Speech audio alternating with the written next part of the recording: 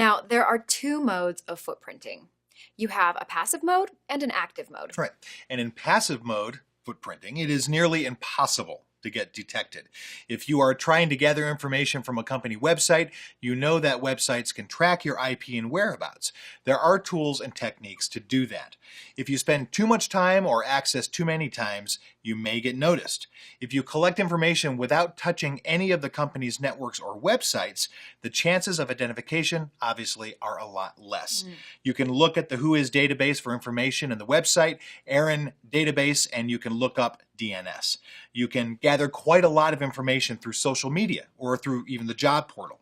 For example, if the job requirement says that they will require a Linux administrator, you will know that they are mostly a Linux-based environment, or at least they have servers running on Linux somewhere in the organization.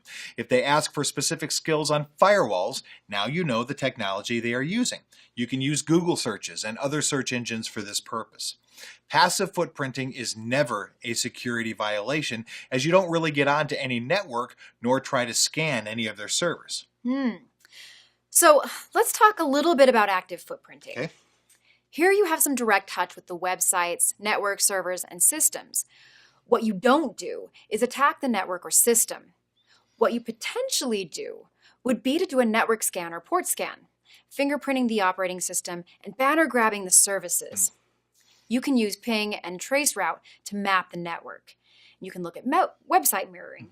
You can also look at social engineering to gather information.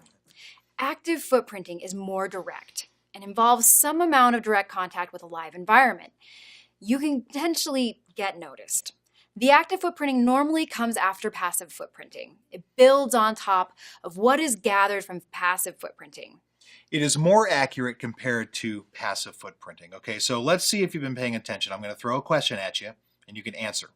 What do you do in passive footprinting? You ready? Is it A, you query the Whois database? Is it B, DNS lookups? Is it C, you carry out competitive intelligence? Is it D, you use social networks and social engineering techniques? Or is it E, Google search? What do you think, Robin?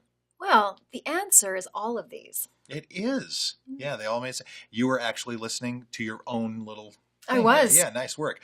All right, so yeah, exactly right. In passive footprinting, the focus is to gather as much information as possible about the organization. We're talking hierarchy, strategy, and you want to identify potential vulnerabilities. The Whois database provides URL, IP addresses, and DNS information. Competitive intelligence is carried out to obtain strategic, confidential, and sensitive information about the organization. So, you may use social networks to identify potential people from whom information can be gathered. Social engineering techniques such as phishing, vishing, and impersonation can be employed to gather information. Right. Google has excellent search operators to identify vulnerabilities. All right, so we are going to look at some of the passive footprinting techniques. Whois is a query and response-based protocol used to query databases that store registered users, assignees, and owners of internet resources. The internet resource could be a domain name. It could be an IP address block or an autonomous system. Whois databases are maintained by regional internet registries and contain the personal information of domain owners.